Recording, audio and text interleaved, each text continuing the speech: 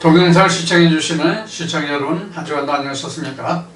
사실은 한 주가 아니라 오늘은 이 동영상을 준비하는 시간이 2022년 1월 21일 금요일입니다. 자, 제가 이번 주에 개인적인 용무가 생겨서 주일날 여러분들과 만날 수 있는 시간이 없기 때문에 오늘 여러분들과 함께 만나는 시간을 갖기로 하겠습니다. 자, 지난주까지는 요한복음 3장까지를 마쳤습니다. 요한복음 1장부터 3장까지 마쳤는데, 여러분들 지금 공부하고 있는 요한복음 1장부터 3장까지 말씀을 통해서 어떤 새로운 말씀을 여러분들이 깨달으셨고, 또 하나님 은혜가, 하나님의 성령 역사가 어떻게 여러분들을 역사하고 어떤 하나님의 나라가, 즉 말씀이 여러분들 심기에 새겨지고 역사하는지 저는 모릅니다. 여러분들만 아시겠죠? 그래서 성경은 받은 자에게는 알지 못한다고 그랬고, 그래서 비밀이라고 한 것이죠. 그래서 마태복음 13장에 기록한 말씀같이 밭에 감추인 보화, 즉 자기만이 안다 하는 그런 말씀이 기록되어 있습니다. 자, 여러분들 요한복음을 여러분들이 이제 공부하시게 되면, 마치게 되면 아마도 여러분들 성경에서 많은 분이 새롭게 띄어질 것이라고 생각을 합니다.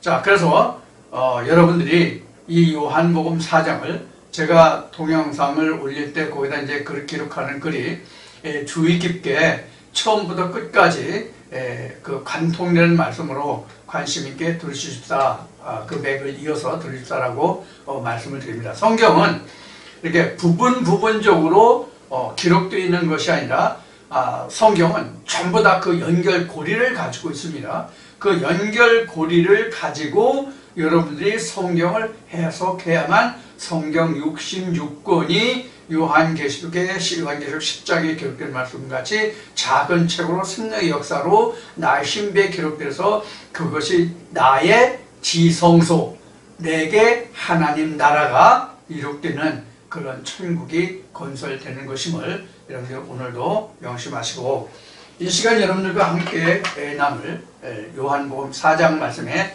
다시 한번 귀 기울여 주시고, 여러분들 동영상을 시청하시는 그 추세를 보면은 상당히 말씀에 대해서 똑같은 이렇게 패턴으로 똑같은 분량으로 들으시는 것이 아니라 편식이 너무 심하다는 그런 것을 제가 볼 수가 있어요. 그래서 어떤 말씀은 일주일에 2편이 올라가는데 그 2편 말씀을 놓고 보면 거의 밸런스를 이루는 경우는 별로 없어요. 그래서 어떤 말씀은 지나치게 많이 들으시고 어떤 말씀은 현저히 적게 들으시는 그런 경향이 있는데, 물론 여러분들의 말씀의 이해도가 각각 다르기 때문에 그런 경향도 없지 않아 있을 거라는 생각을 하게 됩니다만, 그러나 여러분들은 그 모든 말씀이 방금 앞에 말씀드린 바와 같이 성경의 66권이 전부 같은 맥락의 말씀으로 이어져야 되거든요. 관주되어야 되거든요. 그런 의미에서는 어떤 말씀도 소홀히 해서는 안 될 그러한 말씀들입니다. 여러분들 나름대로 그 경량을 따지고 또 중요도를 따지고 그 값어치를 따지고 뭐 이렇게 해서 들으시는지는 모르겠지만, 그런 것은 가능하면 좀 지양하시고 모든 말씀을 골고루 편식하지 말고 여러분들이 꼭 말씀을 섭렵해 주시기를 다시 한번 당부드리면서 오늘 요한복음 4장 말씀을 시작하겠습니다. 방법은 마찬가지로 읽으면서 여러분들과 함께 말씀을 나누도록 하겠습니다. 요한복음 4장 1절입니다. 예수의 제자를 삼고 세례를 주는 것이 요한보다 많다 하는 말을 바리새인들이 들은 줄을 주께서 아신지라. 2절, 예수께서 친히 세례를 주신 것이 아니요 제자들이 준 것이라. 3절, 유대를 떠나사. 자, 3절은 1, 2절을 말씀드린 다음에 3절을 들어가겠습니다. 자, 요한복음 4장도 중요한 내용들이 말씀이 많이 들어있습니다. 그 중에서 지금 이제 시작이 이제 안수와 그 다음에 제자 삼음인데, 이 시간, 한 시간은 아마 그 안수에 관해서 말씀을 나누어도 시간이 좀 부족할 듯 싶다는 그런 생각이 듭니다. 여러분들 안수하면 여러분들이 어떻게 생각하는지 모르지만 우리가 지금까지 교회에 다니면서 안수하면 우리가 의례적으로 인식하고 알고 마음에 담아두고 있는 것이 뭐냐면, 목사가 물을 발라서 손을 얹어. 물을 바르거나 안 바르거나 하든 목사의 손이 사람의 머리 위에 또는 몸의 어떤 환부에 얹어지는 것을, 즉 손이 얹어지는 것을 우리는 안수다, 이렇게만 생각하고 계실 거예요. 그래서 세례를 받던 안수를 받던 뭐 안수도 그 많죠. 어떤 직임을 맡게 될 때도 그것을 인정한다는 것을 갖다가 안수한다고 말하고, 또 아파서 그 아픈 부위에 낫기를 기도하는 그것도 안수라고 하고, 그래서 안수의 종류가 많죠. 그래서 안수라고 하는 것은 지금 말한 대로 손을 얹음이에요. 간단히 이야기하면 손을 얹음이에요. 손을 얹음인데 우리가 그동안 안수에 대해서 정말로 오해가 많았죠. 그래서 뭐 특히 병고침을 받기 위해서 그 아픈 환자들이 안수받을 때에 뭐 맞아서 죽은 사건도 있고, 그래서 그 많은 불협화음이, 세상으로 많은 지탄을 받는 그런 불협화음이 일어난 것이 바로 이 안수라는 부분이죠. 그래서 이 안수에 대해서 이와 같이 우리가 오해가 많고 세상으로도 그렇게 좋게 비춰지지 않은 부분이 바로 기독교계의 안수라는 부분인데, 여러분들 이 안수의 성경적인 그 참뜻이 무엇일까요? 성경적으로 보면 이 안수라는 것이 상당히 그 많은 의미를 가지고 있는데,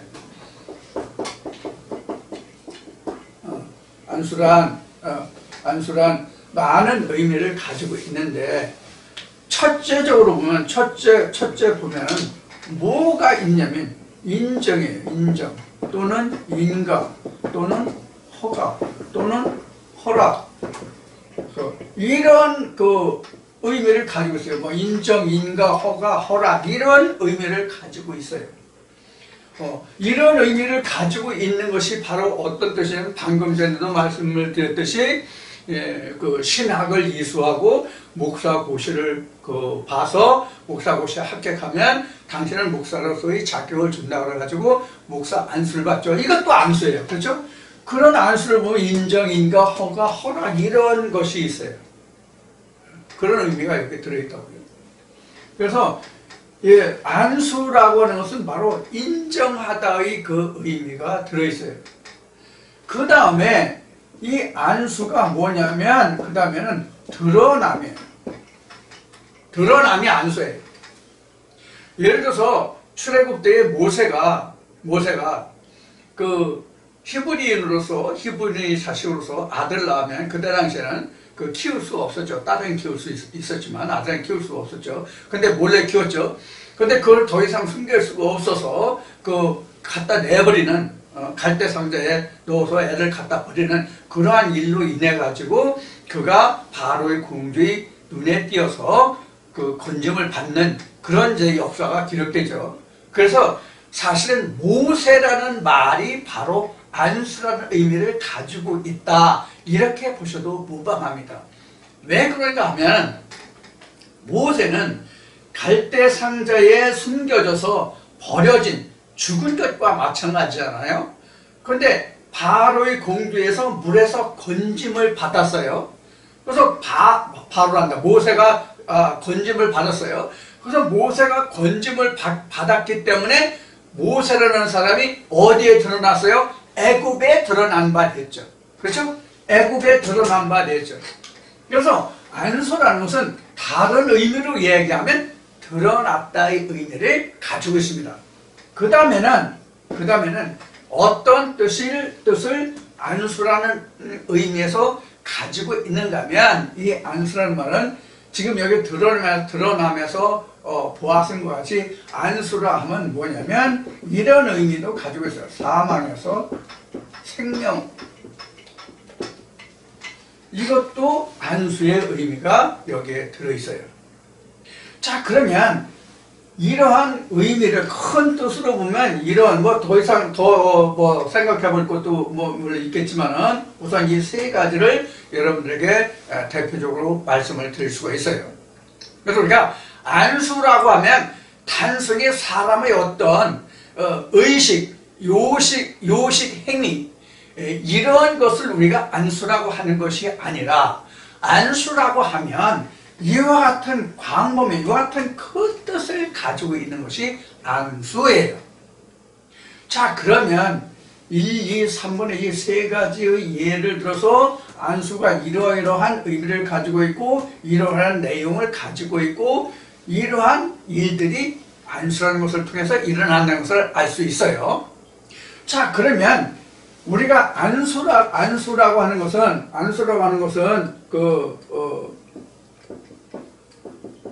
목사의 어떤 행위잖아요. 안수가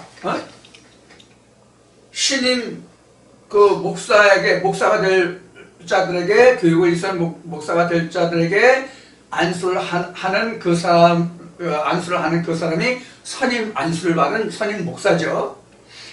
그 다음에 또 그 병을 고치를 받는다 하는 것도 바로 목사에 의해서 병 고치를 받는 그 안수를 받잖아요. 그래서 이 안수라는 것은 목사에 의해서 행해지잖아요. 목사에 의해서 행해져요. 자, 그러면 우리가 일반적으로 알기는 이렇게 알고 있는데 그럼 실제 성경에서 안수는 어떻게 이루어지고 있는가, 어떠한 절차를 거쳐서 안수라는 것을 우리가 해야 하는가 하는 것을 신학이나 또 여러분들이 지금까지 알고 계시거나 또 여러분과 제가 그동안 신앙생활에서 겪었던 그런 것을 바탕으로 하지 않고 과연 성경에는 어떻게 기록하고 있는가 하는 것을 우리가 살펴보면서 그 다음을 진행하겠습니다. 자, 안수는 첫 시간입니다. 4장 첫 시간입니다. 자, 안수의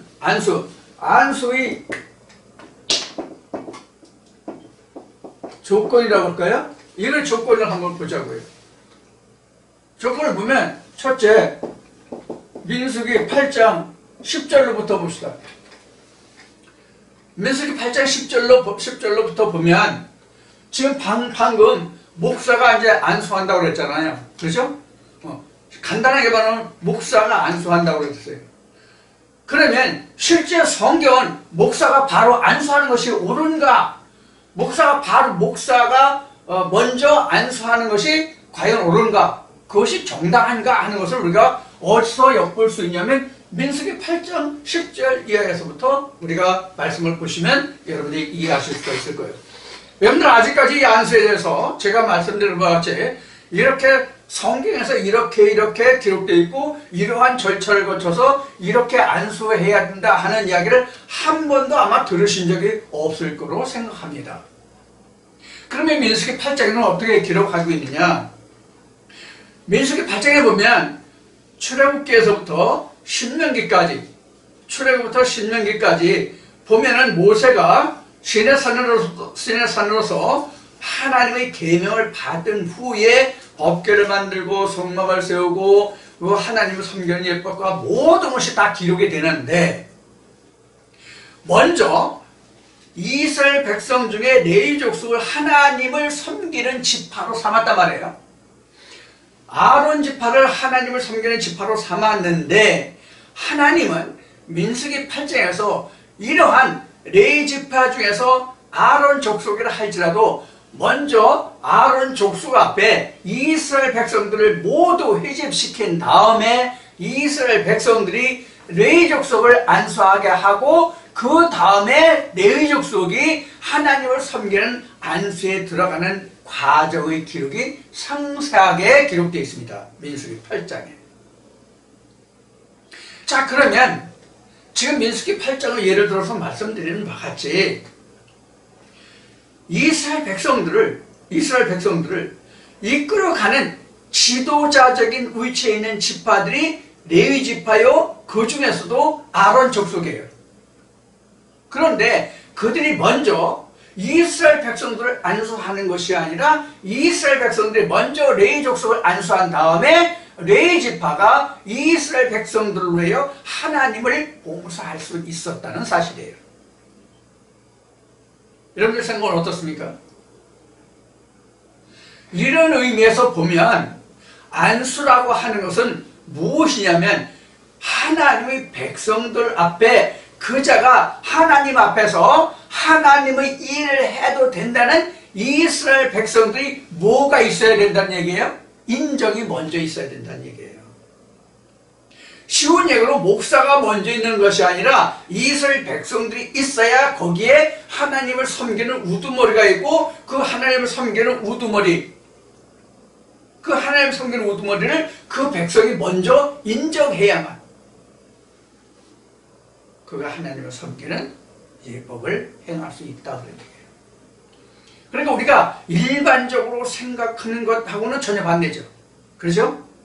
그러니까 쉬운 얘기를 하면 여러분들이 지금 저한테 말씀을 들으시잖아요. 여러분들이 저한테 말씀을 들으시는데 이 말씀을 여러분들이 받으시는 것이 쉬운 얘기로 안수거든요. 죽음에 있는 상태에서, 즉 사망에, 지금 바닷물에 강물에 떠내려가요. 떠내려가는 과정에서 지금 건짐을 받는 과정이거든요, 우리가. 그러면 이 말씀을 통해서 여러분들이 갈대상자의 죽음 시체로 떠내려가는 것을 지금 건짐을 받는 상태잖아요. 그럼 이 말씀을 듣고 여러분들이 이 말씀을 붙잡은 여러분들이 강물에서 건짐을 받는 거거든요. 그럼 그 건짐을 통해서 여러분들은 저를 하나님의 말씀의 사역자라는 것을 여러분들이 인정할 때에만 비로소 제가 여러분들에게 증거해드리는 이 말씀이 하나님의 말씀으로 역사되고 하나님의 말씀의 능력으로 여러분들 안에서 역사되고 그 말씀이 살아 움직일 수 있다는 얘기예요.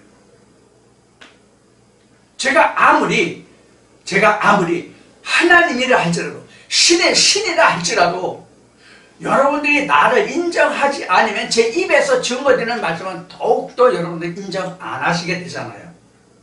오케이? 무슨 뜻인지 이해하시죠? 바로 그런 의미에서 안수라는 것은 뭐냐면 인정, 허가, 인증 이런 뜻이 있단 말이에요.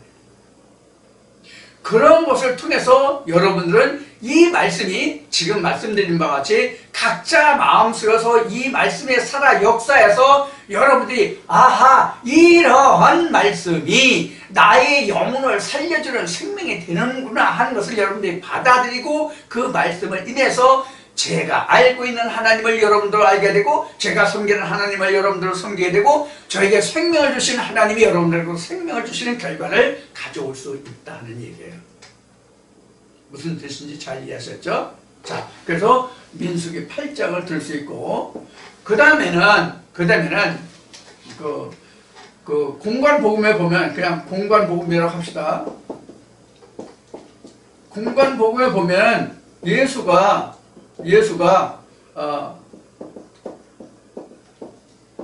요단강 세례를 받죠. 누구에게? 세례요한에게.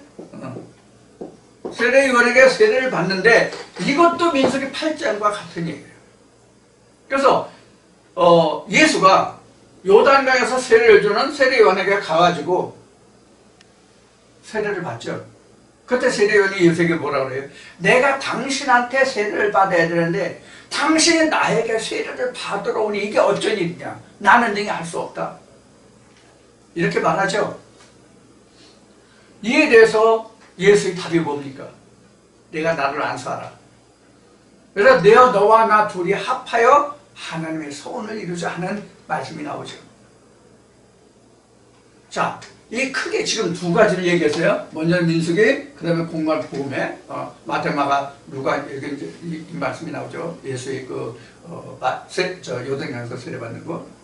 그러면 지금 민수기나 복음서에서 공관복음서에서 언급한 이 세례를 본 것과 같이 예수의 세례를 우리가 현 세대에 받으려고 그랬잖아요. 현재 우리가 현재 기독교에 의존하고 있는, 즉 신앙생활을 하고 있는 하나님의 성호와 예수 그리스도의 이름을 부르는 모든 믿는 자들이, 즉 교회에 다니는 사람들이 예수의 안수를 받으려고 안달을 하잖아요.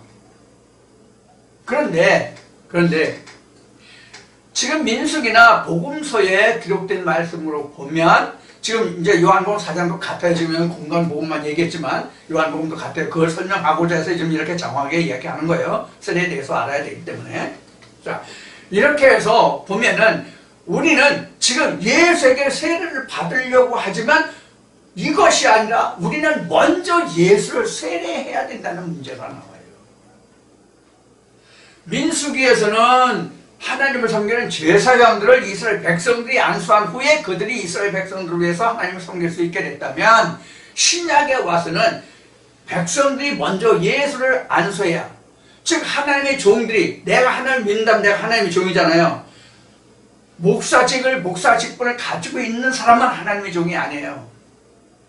성령이 교회를 말씀으로, 즉 성령으로 난 자는 다 하나님의 종들이에요. 그 크기가, 즉 얼마나 잘하느냐 하는 정도만 다를 뿐이에요. 즉 먼저 된 자와, 하나님 아들이 먼저 된 자와 나중된 자와 장차 될 자, 이렇게만 있다고 보시면 돼요. 자, 그러면 지금 기독교계에서는 예수의 세례를, 예수의 안수를 받기를 원하지만 먼저 우리가 예수를, 하나님을 안수해야 된다는 이 엄연한 사실이에요. 말이 되나요? 말이 되나요? 말이 안 돼요, 사실 이거. 이게 어불성설의 말이거든요. 그럼 이 뜻이 무엇인지까지 우리가 알아야 되겠죠. 자, 그러면 지금은 구약 민수기와 그 다음에 복음서에서만 지금 예를 들었는데, 이것을 좀 더 거슬러 올라가지고 창세대로 거슬러 올라가 보죠. 창세대로 거슬러 올라가 보자고요. 창세대. 자, 창세대로 거슬러 올라가면 이 안수가 어디에 기록이 돼 있다라고 여러분들 생각하십니까? 안수가 어디에 기록되어 있다고 생각하십니까? 창세기 1장 2절이에요. 여기 이것 때문에 세례가 나온 거예요. 나라는 존재가 흙으로서 혼돈, 공허, 흑암 속에 있었는데 하나님 이 중간에 물이 있고 이 물 밖에 루아흐라는 하나님의 신이 있었잖아요. 그렇죠? 그럼 나는 이렇게 물로 뒤집어 쌓여 있는 거라고. 하나님이 물 밖에 계셨고, 그래서 나라는 존재가 혼돈, 공허, 흑암, 이게 이제 땅이죠. 땅이 혼돈하고 공허하고 흑암 속에 있었다라고 하니까 땅이 이렇게 있고 하나님의 신이 이렇게 있었단 말이에요. 그래서 지금 이 물을 걷어내고 이렇게 하나님이 들어오신다는 의미가 바로 뭐냐면 세례요, 안수예요. 이게 그러니까 물에서 건짐이잖아요. 물에서 건짐이죠. 물속에 있으면 죽은 거잖아요. 그래서 안수의 기원은 지금 민수기 8장에서 예를 들어서 말씀을 드렸지만 안수의 기원은 사실은 창세기 1장 2절이에요. 그래서 창세기 1장 2절이 있기 때문에 창세기 첫째 날부터 1장 3절인가 4절에서 첫째 날 빛의 역사가 있어서 이 흑암 속에 흑암, 혼돈, 공허 속에 있는 이 흙이라는 땅이라는 존재에 하나님의 신이 들어가는 역사, 즉 물에서 건져내는 역사가 바로 창세기 1장 1절에 전제된 천지창조라는 말이에요. 자, 그러면 지금 이 안수다 세례다 하는 것은 결국은 이스라엘 백성들의 출애굽 역사로 보면 이게 바로 뭐냐면 유월절이에요. 결국 따지면 이게 유월절이래요. 왜? 사망에서 생명을 옮겼잖아요. 이렇게 있으면 땅이라는 존재로 있는 흙이, 이 각자 나라는 인생이 온돈공허 흑암 속에서 물속에 잠겨있으면 내가 죽은 거잖아요.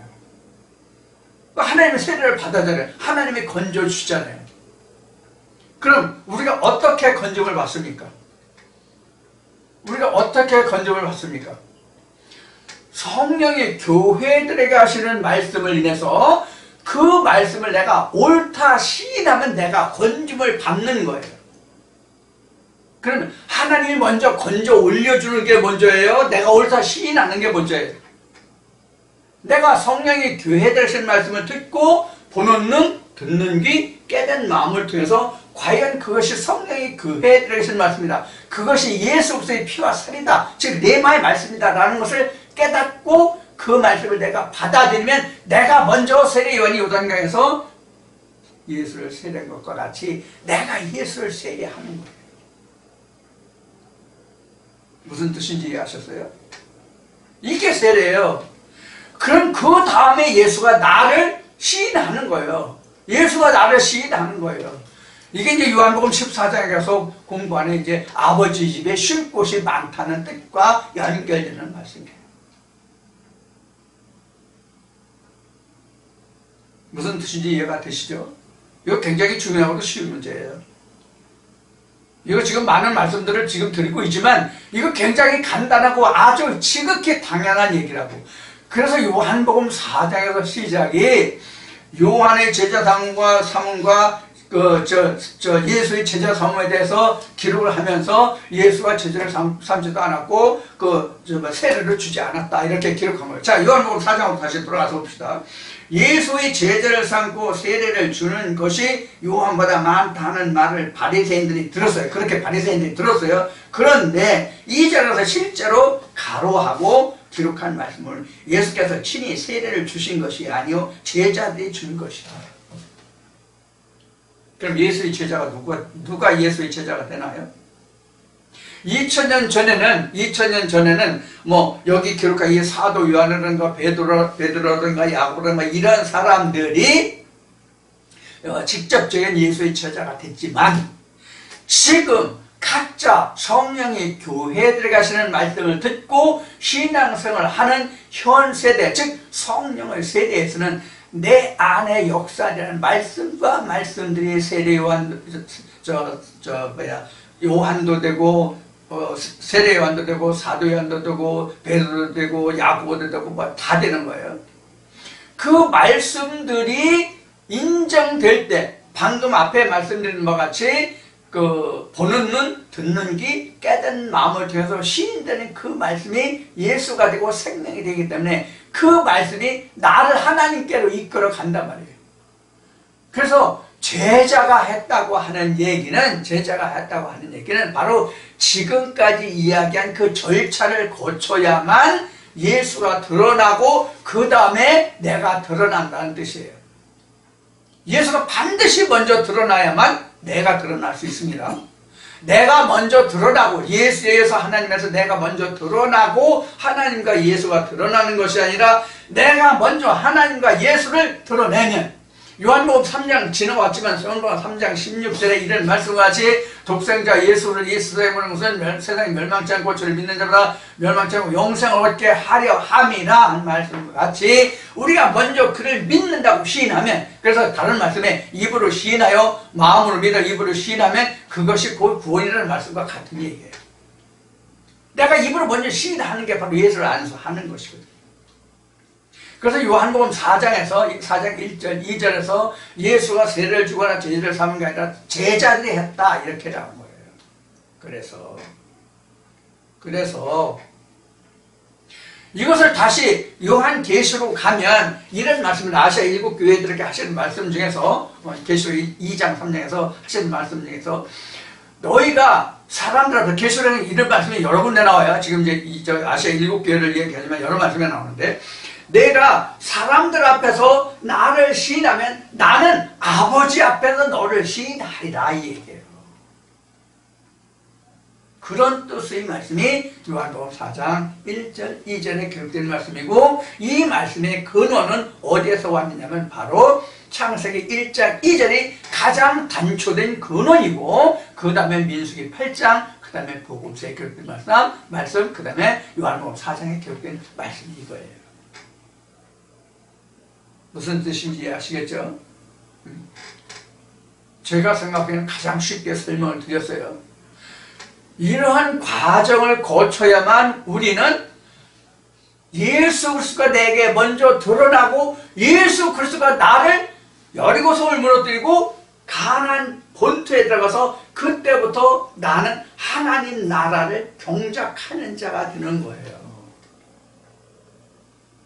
창세기 2장에 보면은 에덴 동산이 언제부터 시작됩니까? 아담의 코가 생기에 들어갔을 때부터 그 배필을 에덴 동산을 하나님이 창설하시고 혼자 있는 것이 안 좋으니까 보기에 좋지 않아서 그 배필 여자 아내를 짓는 과정을 이렇게 쭉 설명이 되죠.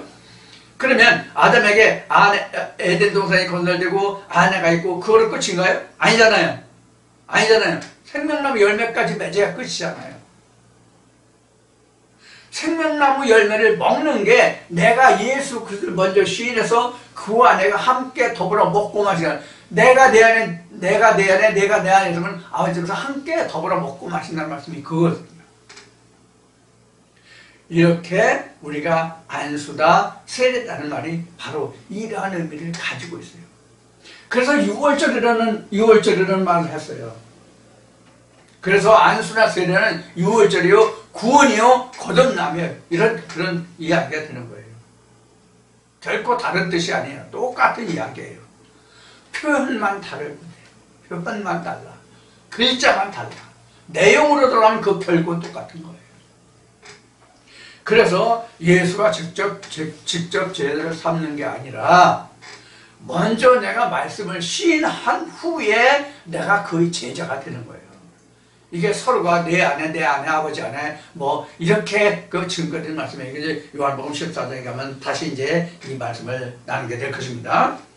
그래서 세례나 안수나 이런 것이 어떠한 그 말씀에 의해서 시작됐고 어떤 절차를 거쳐야만 그것이 안수가 되고 이런 그 절차상의 말씀을 드렸습니다.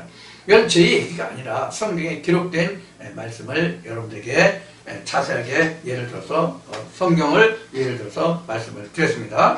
그러면 3절부터 보겠습니다.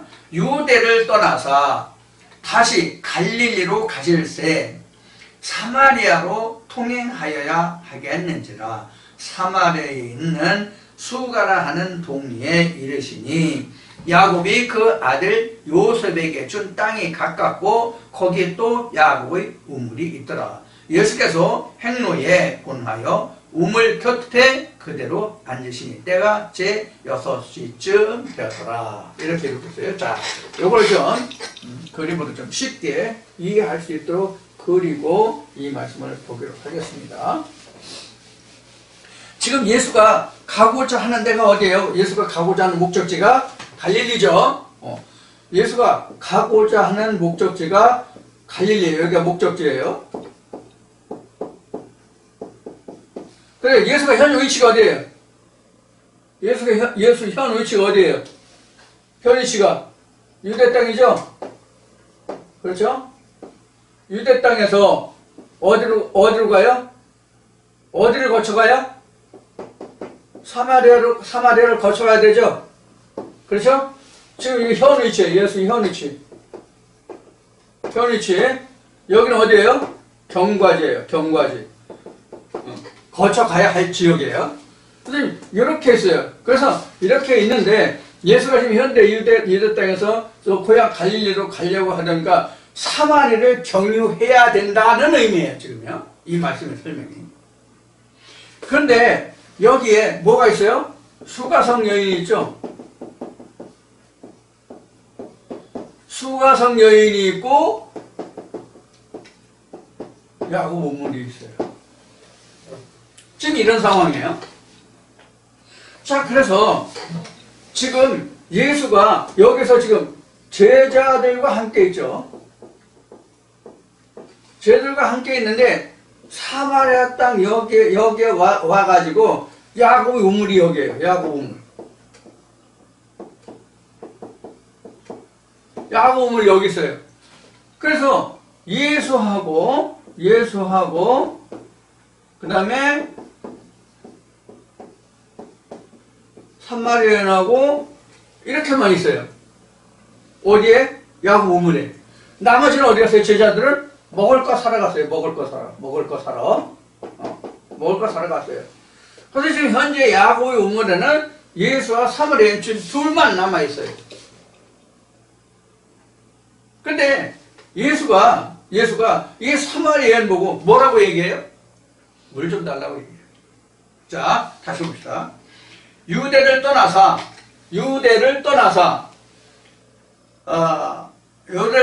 갈릴리로 가실새 사마리아로 통행하여야 하겠는지라. 사마리아를 거쳐서 가야 하겠는지라. 사마리아에 있는 수가성이라 하는 동네에 이르니 야곱이 그 아들 요셉에게 준 우물이 있더라. 야곱 우물이 있더라. 거기 야곱 우물이 있는데 예수께서 행로에 권하여 우물 곁에 그대로 앉으신 때가 6시쯤이었어요. 근데 사마리아 여자가 물을 들러 왔으니 그 물을 달라 했다. 이렇게 나왔어요. 자, 시간은 6시쯤인가 6시라고 되어 있나? 6시쯤? 6시쯤이죠. 자, 이렇게 됐어요. 자, 그러면 이제 이 뒤에 나오지만은 지금 지경으로 보면 지금 이러한 과정이 있어요. 이렇게 지금 되어 있어요. 유대 땅, 사마리아, 갈릴리에 있어요.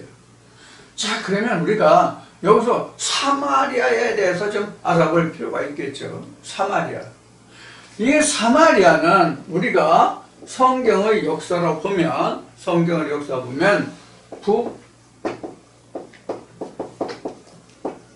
이스라엘의 수도예요. 북이스라엘 수도가 바로 사마리아예요. 그러면 유다의 서울은 어디예요? 예루살렘이에요.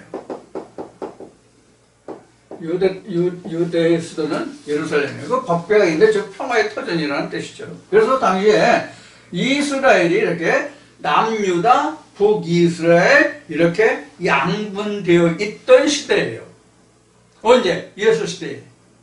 예수 시대는 우리가 세계사로 공부하면 이것이 어디냐면 로마 제정 시대예요. 로마 제국 시대예요.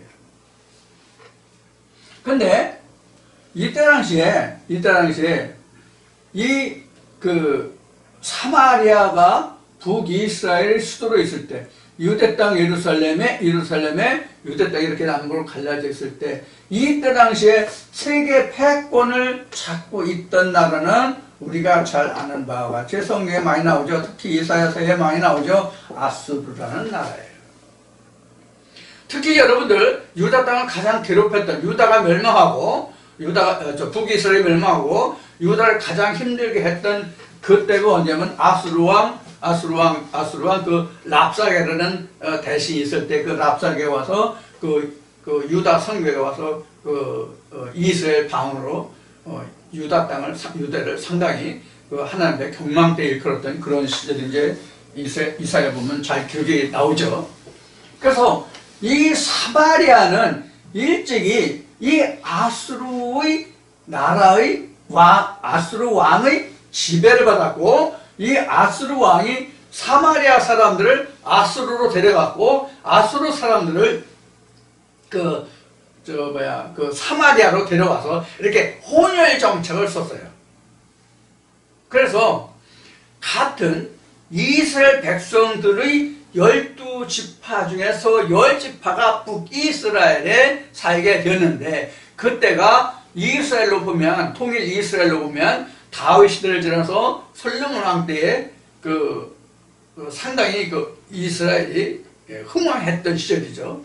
그때에 이스라엘 왕 솔로몬이 그때 당시 솔로몬 왕 때에는 온 세상에 추앙을 받던 그런 임금이었지만 솔로몬 왕 말년에 모든 열방을 하나님의 말씀으로 통치하지 아니하고 사람의 방법으로 열방을 통치하게 됐는데 그 열방을 사람의 방법으로 통치한 그게 가장 두드러지게 하나님 앞에 범죄한 것이 무엇인가 하면 바로 모든 열방의 그 공주들을 솔로몬 왕의 후궁으로 들이면서 그 후궁들이 들어올 때에 각 이방신을 다 이스라엘로 끌어들였어요.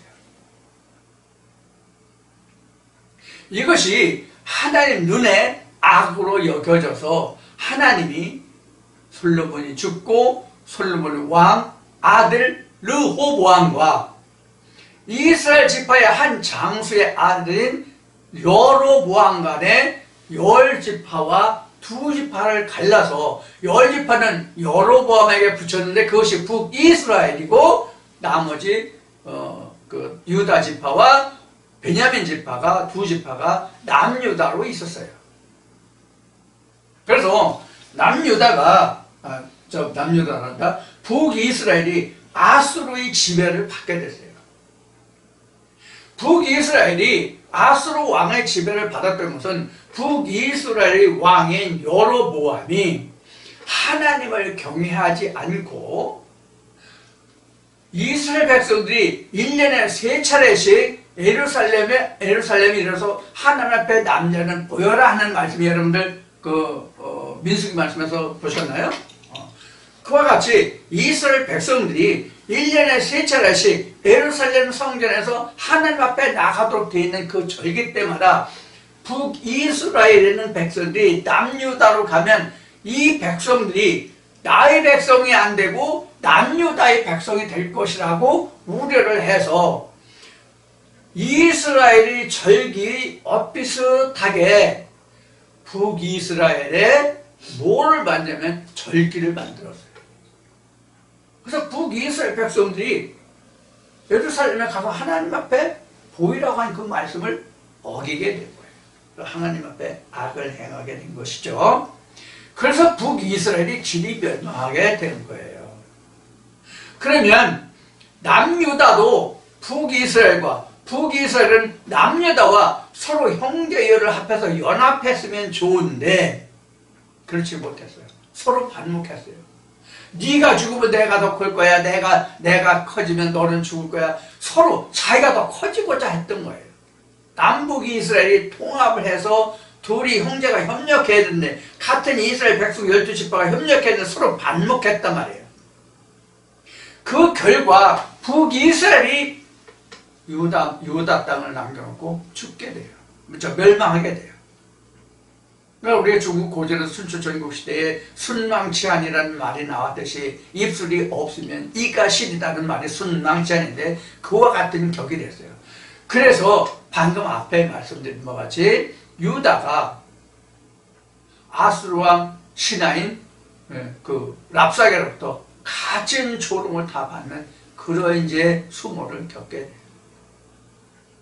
그래서 뭐 이렇게 얘기하면 또 한이 없으니까 자 여기서 자르고 그래서 사마리아가 이 아수르와 혼혈 정책에 의해서 순수한 혈통을 지키지 못했어요. 그래가지고 남유다가 사마리아 이 같은 형제들이지만 형제 취급을 안 했어요. 이방인 취급했어요. 그래서 이제 요 뒤에 나오는 말씀이지만 지금 요한복음 4장 6절까지 봤나요? 그 이제 봤는데 그 뒤에 6절까지 7절까지 봤나? 6절까지 봤나요? 6절까지 봤는데 그 이후에 나오면 유대 사람과 사마리아 사람이 서로 상종하지 아니합니다. 이렇게 기록하고 있는 원인이 바로 이거예요. 이게 바로 뭐냐면 큰 자와 작은 자와의 관계예요. 10지파와 2지파가는 그 크기가 비교가 안 되잖아요.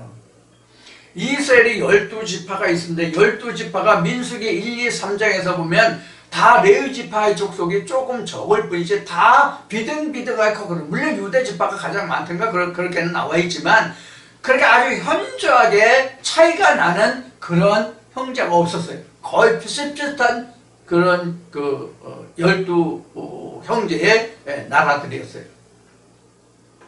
그러면 12지파 중에서 10지파가 모인 거와 2지파가 모인 것은 상당한 차이가 있잖아요. 10지파의 세력이 엄청 크잖아요.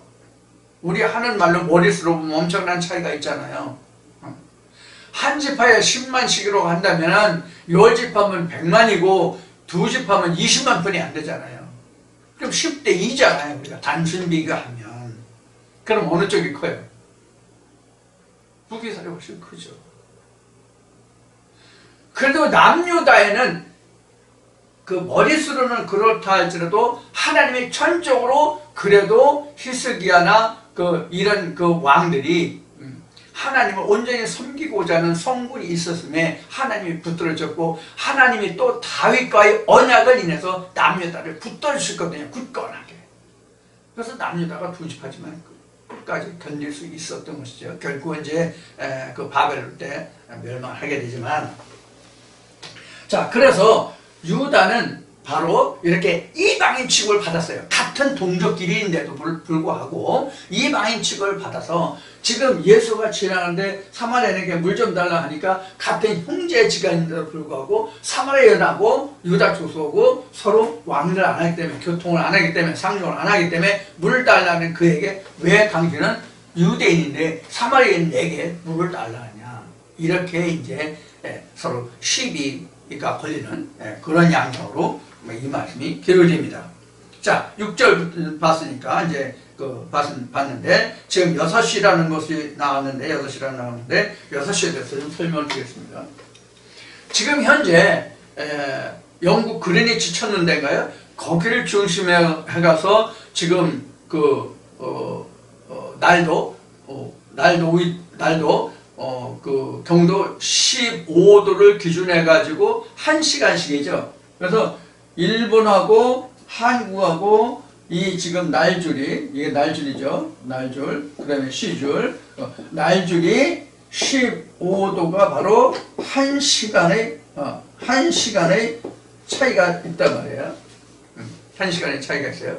그래서 지금 현재 위치하고 있는 중동 이스라엘과 한국과는 이 시차가 몇 시간이냐면 6시간의 시차가 있어요. 그러면 지금 이스라엘에서 지금 아침 6시면 한국은 6시간을 풀어왔어야 되겠네요. 그래 12시 이렇게 신학자들이 보는 분들이 많이 있어요. 시간을 이렇게 날도를 기준해 가지고 15도가 1시간씩이니까 이거를 기준해서 중동과 한국과는 지금 6시간의 시차가 있으니까 그쪽이 6시면, 아침 6시면 우리는 낮 12시다. 이렇게. 그래서 이것을 어떻게 얘기했냐면, 심지어 이렇게까지 얘기해요. 이게 사마리아 여인이 뒤에 나오지만, 사마리아 여인이 남편이 5 있는 데다가, 그다음에 먹고 살기 힘들고 그러니까, 아침 일찍 물 들어오면 사람들이 많으니까, 다른 사람들의 눈에 띄니까 부끄러워서 다른 사람들이 오지 않는 그 시간에 난 12시에 물 길러 왔다. 심지어 이런 이야기까지 들어요. 제가 그렇게 들었어요. 그거 아니에요.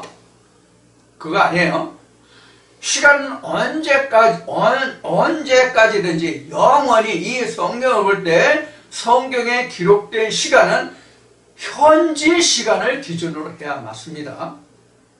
현지 시간으로 해야 맞습니다. 왜 그런가 하면 모든 성경에 기록된 배경이, 성경의 설명이 예를 들어서 예화로 기록된 것이 이스라엘의 모든 정황을 놓고 성경이 지어졌기 때문에 그래요. 시간을 환산해서 보는 법이 아니라 현지 시간을 봐야 된다 그런 얘기예요. 이것을 여러분들이 꼭 명심하시기 바랍니다.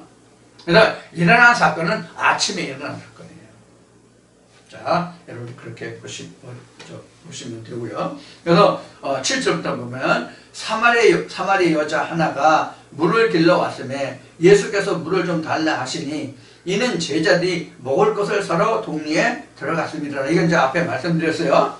동리에 들어갔습니다. 그래서 예수하고 야고보물에 물 들어온 사마리아인하고 지금 둘만 남은 거예요. 둘만 있는. 그렇게 이제 둘이가 마주 있으면서 물을 좀 달라 하시니 이는 그 이유는 제자들이 먹을 것을 사러 동리로 들어갔기 때문에 그 여자한테 예수가 물을 달라 했던 얘기예요.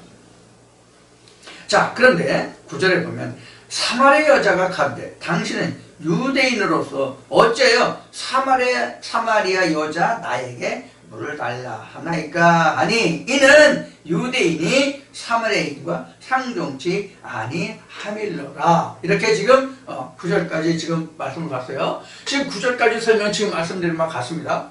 그러한 연륜, 이러한 연륜에서 성경에 기록된 이러한 연륜에서 사마리아 사람과 유대 사람은 서로 상종하지 않았던 거예요. 그 이유가 뭔지 지금 말씀드렸죠.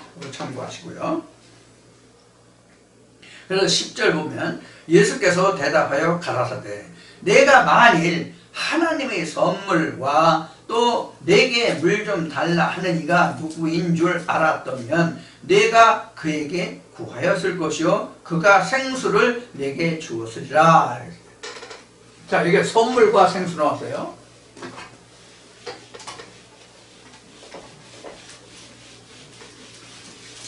여러분, 선물이 뭐죠? 선물. 그 다음에 뭐가 나오세요? 생수가 나와요. 뭐가 선물이에요? 뭐가 선물이에요? 선물은 이게 선물이에요.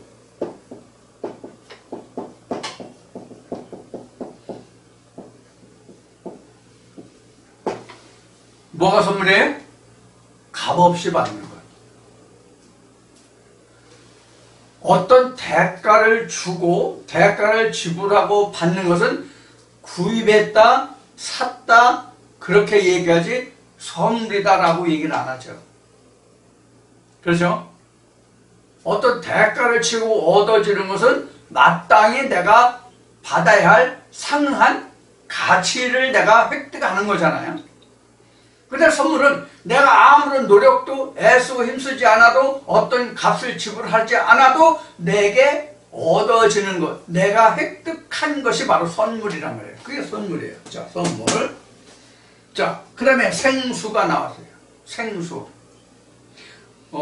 지금 우리나라도 지금 생수를 지금 많이 사 먹고 있죠. 저 같은 경우에도 지금 여기가 그 마을 상수라서 지하수를 쓰는데 지하수가 석회질이 많아요. 그래서 이제 식수는 생수를 사서 운영하고 있는데 지금 이 성경에서 생수라고 하는 얘기는 지금 제가 얘기한 시중에서 유통상가에서 마트에서 사 먹는 그런 생수, 쉬운 이야기로 각종 영양소가 들어있는 미네랄 워터라는 말이 아니에요. 미네랄 워터라는 말이 아니에요. 영어에서 이 우물이라는 말이 well이거든요. well. 영어로 우물이라는 말이 well이에요. 자, 영어에서 이 well이라는 말이 우물이라는 뜻인데 이 생수라는 의미는 어떤 의미가 있냐면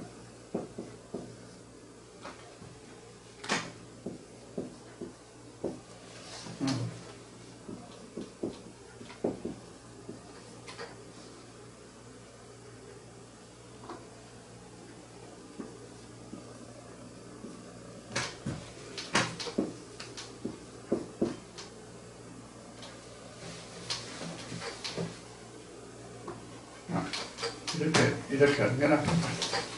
좀 앞에서 했네.